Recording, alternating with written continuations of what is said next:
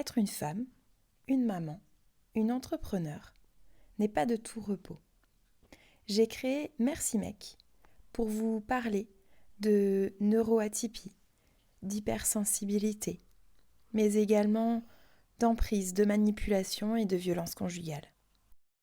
À travers ces épisodes, je vous parlerai de moi, des personnes que j'ai pu rencontrer, du vécu de certaines femmes et surtout de comment faire pour passer de victime à puissante. Alors bienvenue dans Merci Mec. Hello les filles. Eh bien aujourd'hui je vous parle de la guerrière que je suis. La guerrière que je suis et qui a toujours vécu à fond, à 1000 à l'heure, qui a toujours, en fait pour qui ça a toujours été noir ou blanc et qui a toujours vécu, enfin en tout cas pendant de nombreuses années, toute seule, sans les autres. Et qui se disait de toute façon, si je dois y arriver, c'est par moi-même. Et je vous parle de ça parce que il y a quelques jours, j'ai fait un coaching avec une personne juste incroyable qui s'appelle Julien et qui a d'ailleurs, vous pourrez aller voir son Instagram qui est Juno Audio. Et du coup, il m'a dit: «OK, Aurélie, c'est super bien tout ce que tu veux proposer, tout ce que tu veux mettre en place. Ce dont tu veux parler, c'est vraiment toi et c'est ce pourquoi tu es alignée. Mais n'oublie pas ton enfant intérieur.» Et là, je fais: «Ouais, alors mon enfant intérieur, j'ai envie de te dire, ça fait un moment que je suis plus une gamine, que d'ailleurs je suis devenue adulte beaucoup trop tôt et que tout ça, bah, en fait, je suis plus connectée à tout ça, quoi.» Et c'est là qu'il m'a dit: «Bah, en fait, c'est bien le problème. C'est qu'il faut que tu trouves vraiment l'équilibre entre ta vie pro, perso, etc. Mais surtout l'équilibre entre ta vie de guerrière et la reconnexion de ton enfance intérieure.» Donc on a fait du coup une séance ensemble. Et puis lors de cette séance, on a fait une visualisation pour pouvoir me reconnecter justement à la petite fille que j'étais et que j'avais complètement laissée de côté.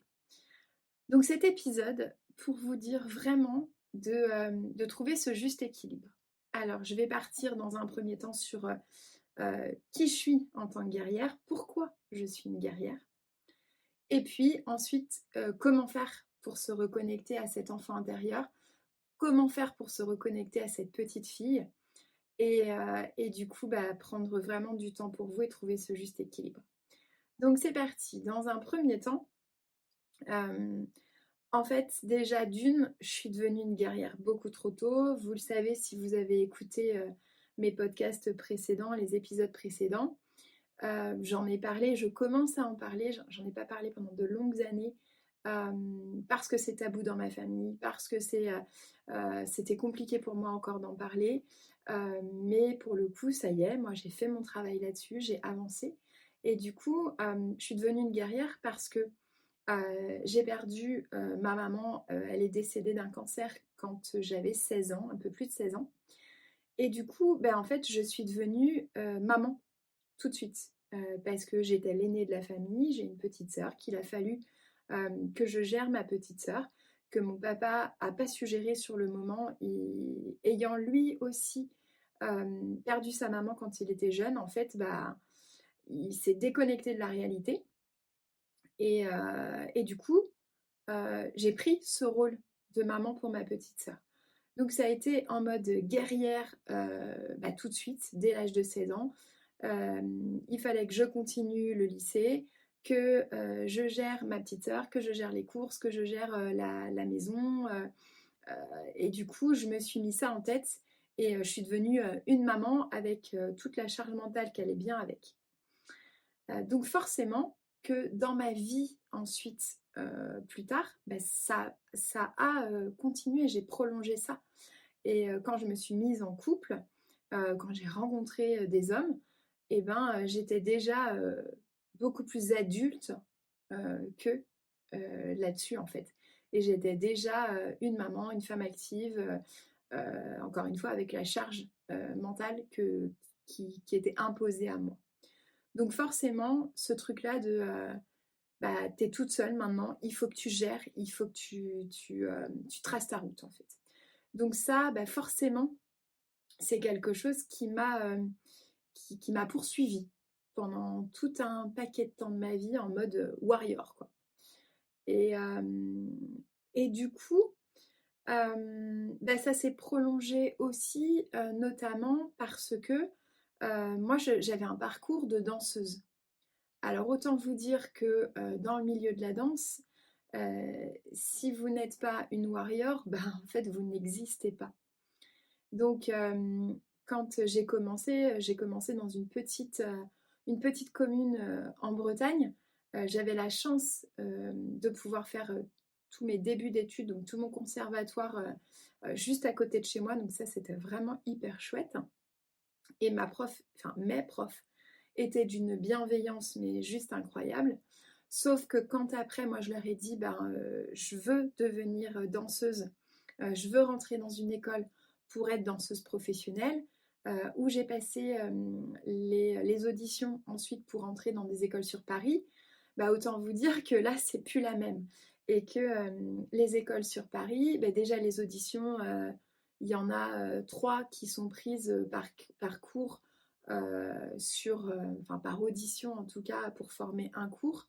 On était, je sais pas, je pense qu'on devait être 50 sur les auditions.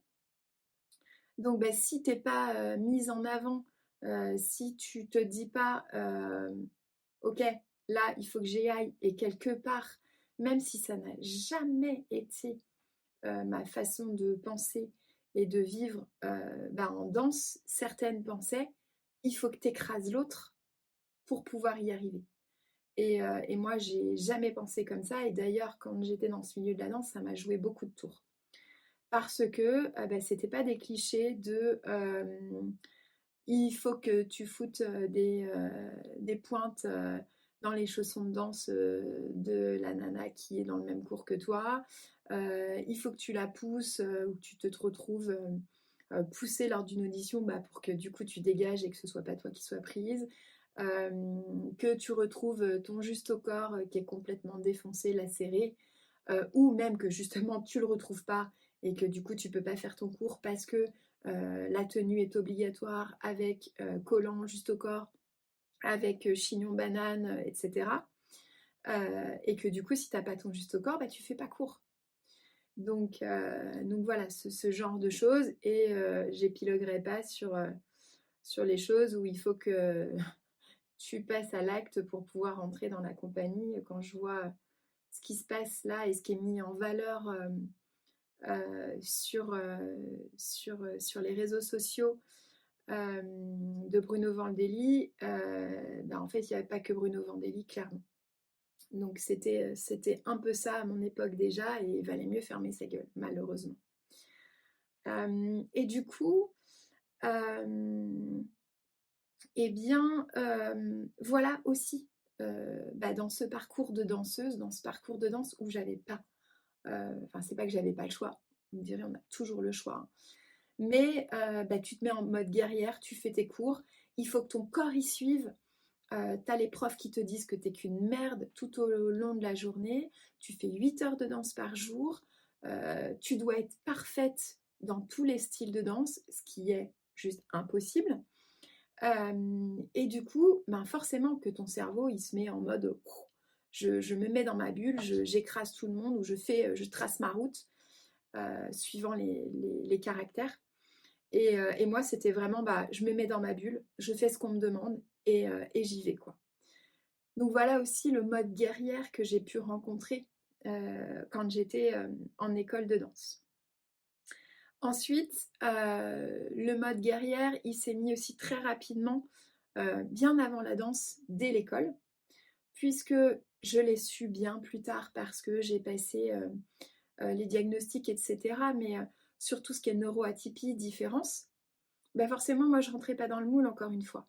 Donc, si tu veux passer dans la classe supérieure, il faut que tu aies des bonnes notes. Si tu as des bonnes notes, tu passes, mais pour avoir des bonnes notes, il faut bosser. Et quand tu es neuroatypique, bah, faut bosser pas 2 fois plus que les autres, mais 10, 15 fois plus que les autres, malheureusement. Et quand on te met pas des bâtons dans les roues, avec des bulletins scolaires où on te défonce parce que tu ne parles pas, ou parce que tu rêves, ou parce que tu dessines en cours, parce qu'en fait, juste ça te fait chier la façon dont les cours sont expliqués. Mais il faut que tu passes en mode guerrière parce que tu as décidé d'être danseuse et que pour entrer en école de danse, il te faut ton bac. Et sans ton bac, tu peux pas rentrer, donc le cercle vicieux. Donc, ça m'a pas empêché malheureusement de faire 5 années de lycée. Bon, la première année de lycée, en seconde, voilà, je venais d'apprendre que ma maman était malade. Je pense que cette année-là a été un peu chaotique pour moi et j'avoue que la première année de seconde a été quand même compliquée. Mais pour le coup, bah voilà, mode guerrière à fond. Donc mode guerrière sur mes neuroatypies, mode guerrière sur l'école, mode guerrière par rapport au décès de ma maman. Puis mode guerrière parce que j'ai été sous l'emprise d'un homme et que du coup, pour celles qui connaissent la manipulation, l'emprise, en fait on s'enferme dans sa bulle et on trace sa route et on fait comme on peut. Voilà, j'ai fait des épisodes à ce sujet, donc si vous voulez aller travailler ce sujet, vous pourrez aller jeter un œil sur les autres épisodes de ce podcast Merci Mec. Et puis, mode guerrière aussi, parce que depuis une année maintenant, je suis maman solo, maman divorcée, et que du coup, depuis un an, j'ai quasiment mes enfants à temps plein. Ils vont voir leur papa assez peu. Bref, c'est pas le sujet. Mais l'idée, c'est quand t'es maman, déjà quand t'es maman, c'est compliqué. Quand t'es maman solo et que tu dois tout gérer avec 2 enfants neuroatypiques, donc avec des rendez-vous psychomotes, avec des rendez-vous ergothérapeutes, des rendez-vous psychologues, des rendez-vous neuropsychologues, des rendez-vous radiologie, machin, médecin, eh ben, tu passes en mode warrior et que tu deviens Wonder Woman parce que, en fait, c'est juste, c'est juste comme ça, en fait, et qu'il faut que tu traces ta route pour tes enfants, pour toi, et que, en fait, tu laisses de côté tout le reste. Alors oui, je prends des moments pour moi parce que sinon, j'y arriverai pas. Où je fais des séances, oui, avec une psychologue, je fais des séances de massage, je fais des séances en énergétique parce que c'est des choses auxquelles je crois et qui me font beaucoup de bien, peu importe que ce soit placebo ou pas.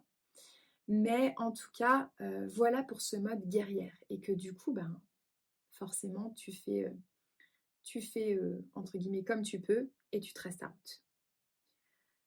Ouais, ça c'est chouette. Ok, tu fais ton mode, trace ta route, tu fais comme tu peux. Sauf que comme me l'a rappelé Julien, t'as juste oublié la petite fille qui était en toi. Et t'as beau avoir 41 ans, ma chérie, à un moment donné, il va falloir que tu te reconnectes, hein. Et donc se reconnecter à son enfant intérieur, et c'est ultra important. Et là, j'en ai pris conscience il y a juste quelques semaines, quelques jours. Et c'est pas faute d'avoir lu des tas de bouquins qui t'expliquent tout ça, qui te disent qu'il faut que tu te prennes du temps pour te reconnecter à ton enfance. Et du coup, depuis qu'on a travaillé tout ça, eh bien, je prends du temps. Pas que du temps pour moi, comme je vous disais, pour les massages, les choses comme ça, mais du temps pour jouer.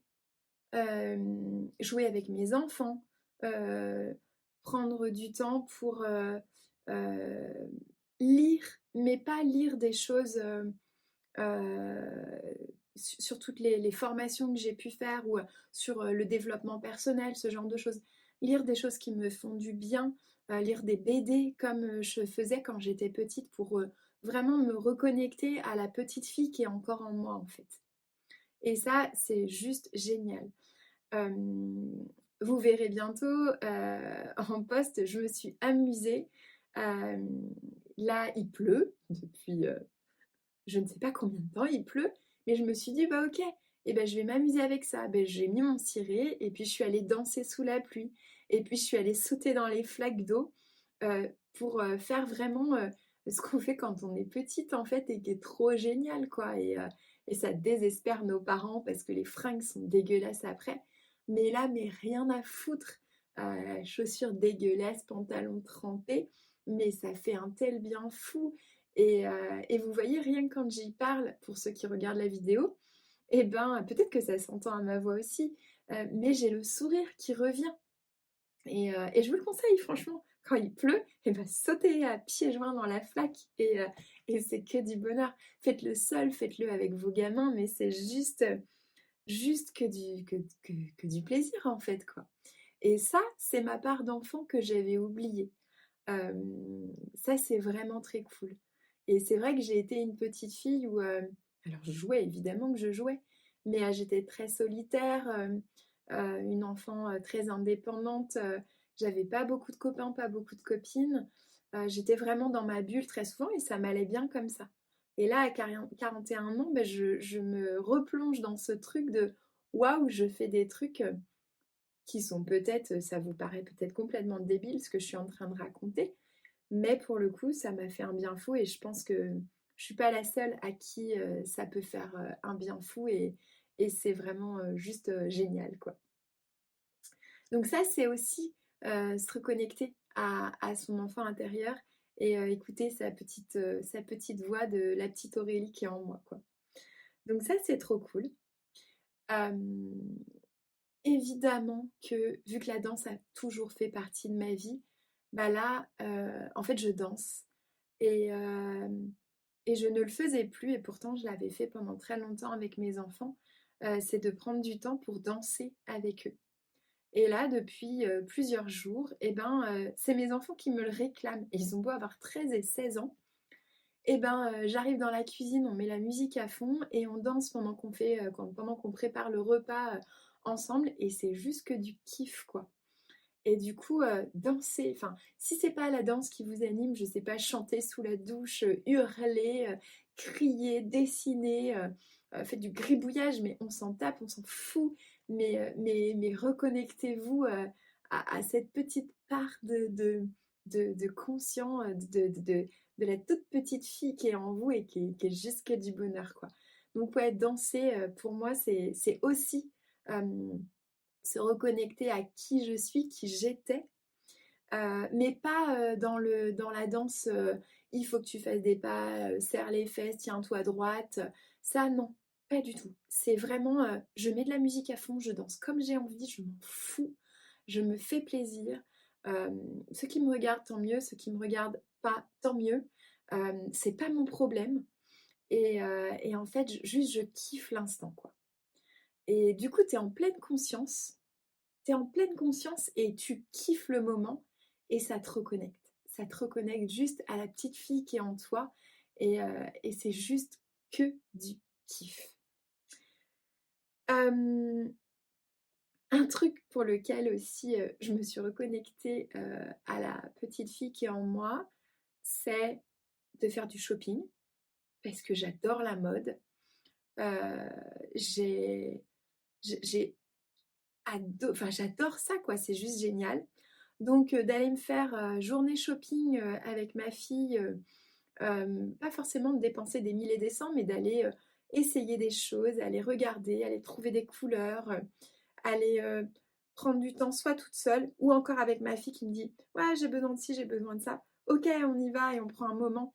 Et, et en fait essayer des trucs que jamais j'aurais osé essayer auparavant en me disant non mais en fait t'as 40 piges, tu vas pas mettre ça. Mais en fait pareil, je m'en fous. J'ai envie d'essayer une salopette avec des grosses fleurs rouges, et ben j'essaye une salopette avec des grosses fleurs rouges et c'est génial. Et peut-être que je l'achèterai, peut-être que je l'achèterai pas, on s'en fiche. Mais c'est kiffer l'instant, s'amuser en essayant des vêtements. en voyant le regard de ma fille qui est là: «Oh, ma mère est folle», mais dans le bon sens du terme et c'est trop génial. Et puis, c'est aussi, hem, laisser, l'imagination de ma fille se reconnecter à ma petite fille à moi. Qu'est-ce que je raconte là? Ce que je raconte là, c'est que ce week-end, ma fille m'a dit: «Maman, est-ce que je peux te faire, le poser du vernis? Est-ce que je peux te mettre du vernis sur les ongles de pied?» Et d'habitude, je lui disais toujours: «Oui, c'est un rituel qu'on a». Elle adore ça, elle veut en faire son métier. Donc «Oui, vas-y, vas-y ma puce, fais-toi plaisir». Mais jusqu'il y a encore quelques mois, quelques années, bah, en fait, je lui disais: «Ah non, mais là, c'est du rouge ou du bleu ou du machin, mais bah, non, mais tu vois, s'il y a des gens qui voient mes pieds, qu'est-ce qu'ils vont penser?» Et là, beh, la semaine dernière, je lui ai dit: «Vas-y, tu fais ce que tu veux». Alors déjà, elle m'a regardée en me disant: «Tu as bien dit ça maman? Tu as bien dit: "Je fais ce que je veux"?» Et «Oui, oui, vas-y, fais ce que tu veux. Je veux des paillettes». Et en fait, elle s'est fait plaisir. Je me retrouve avec les ongles de pied, avec des paillettes argentées en vernis, voilà, trop cool. Et elle m'a rajouté des strass sur chaque pied, sur chaque orteil. Et du coup, j'ai je sais même pas combien de strass sur chaque orteil, genre 4 ou 5 strass en plus des paillettes argentées. Mais en fait, déjà d'une, de voir les paillettes dans les yeux de ma fille, mais c'était juste incroyable. Et moi, bah, en fait, mais c'est trop cool, en fait, je suis une princesse, j'ai des ongles de pied de princesse, ma fille est heureuse, je suis heureuse, je me reconnecte à ma petite puce intérieure, à la Aurélie qui a envie de kiffer, qui a jamais osé. Et ben, ouais, ça peut paraître tout bête, ouais, genre: «Tu as fait un truc fou, tu as fait tes ongles de pied, quoi». Et ben, pour moi, c'est un truc fou. Oui, j'ai fait des trucs bien plus fous dans ma vie, mais là, je kiffe l'instant. Et du coup, je vis ce moment présent et c'est juste que du bonheur. Et après cet épisode de podcast que j'aurais enregistré, et ben, ma fille m'a dit: «Maman, est-ce que ce soir je peux te maquiller?» Et ben c'est pareil, en fait, je vais lui dire: «Mais vas-y, fais-toi plaisir. Euh, je te laisse mon visage et tu fais ce que tu veux. Et on verra le résultat. Peut-être que je vais devenir un gros pot de peinture, peut-être. Et alors, en fait. Et puis, euh, et puis peut-être que je sortirai comme ça ce soir. On ira se boire un verre ensemble. Et tant mieux. Et du coup, ça, c'est juste du gros kiff pour moi. Et, euh, et c'est génial. Donc, à partir d'aujourd'hui, euh, et depuis quelques jours d'ailleurs, je retrouve cet équilibre. Je retrouve cet équilibre de oui, je suis une guerrière. Et ça, il n'y a aucun souci là-dessus, je sais faire. Mais trouve le juste équilibre, Aurèle. Trouve le juste équilibre entre trace ta route, demande rien à personne, fonce, fais ce que tu as à faire, t'es une femme forte, personne peut te déstabiliser, vas-y et kiffe ta vie, fais-toi plaisir, fais-toi des kiffs, reconnecte-toi, fais des trucs que tu n'as pas osé depuis longtemps. Donc là, bah, c'est aussi ça que je veux mettre en valeur et de trouver ce juste équilibre. Donc, trouver ce juste équilibre, c'est aussi juste se poser les bonnes questions, prendre un moment pour soi, pour peut-être écrire, mettre sur papier, qu'est-ce que j'ai envie, comment je pourrais faire. Est-ce que c'est une visualisation déjà dans un premier temps, comme moi j'ai pu faire, pour me reconnecter à la petite fille que j'étais, puis poser des mots, peut-être le faire en dansant, peut-être le faire en chantant. Moi, je fonctionne vraiment avec cette créativité. Parce que je ne peux pas faire autrement. Pour moi, il faut passer par le corps. Mais peut-être que vous avez besoin d'autre chose. Et voilà, et c'est comme ça qu'on trouve le juste milieu. C'est comme ça qu'on trouve l'équilibre juste. Euh, donc, euh, donc voilà, si vous avez un petit moment cette semaine pour vous, kiffez, notez comment faire pour vous reconnecter avec, avec votre enfance, avec votre vous, petite fille. Si vous ne savez pas comment faire, et ben, du coup, je lance mes accompagnements pour mettre tout ça en place. Pas que se reconnecter à sa petite fille, mais comment gérer ses émotions, comment comprendre sa différence, comment se reconnecter à soi, à son corps, en toute simplicité. Ils vont arriver là très très prochainement les accompagnements et du coup bah voilà, je t'invite juste à kiffer ça, à m'appeler, à m'envoyer des messages si tu as envie et que tu prennes l'accompagnement ou pas, si tu as des questions, bah en fait j'y répondrai avec grand plaisir. Eh bien voilà pour ce nouvel épisode de podcast. Je suis ravie d'avoir partagé ça avec vous. Rien que d'en parler, ben, ça a égayé toute ma journée. C'est juste du kiff. Merci Julien pour, ce travail qu'on fait ensemble au quotidien et les coachings que j'ai pu prendre avec toi. Et puis bah, vous les filles, on n'a qu'une vie, alors foncez. Et je vous en supplie, allez chercher là ce qui est à l'intérieur de vous et reconnectez-vous à votre petite fille intérieure. Allez, je vous dis à très vite les filles et à bientôt pour un nouvel épisode de Merci Mec.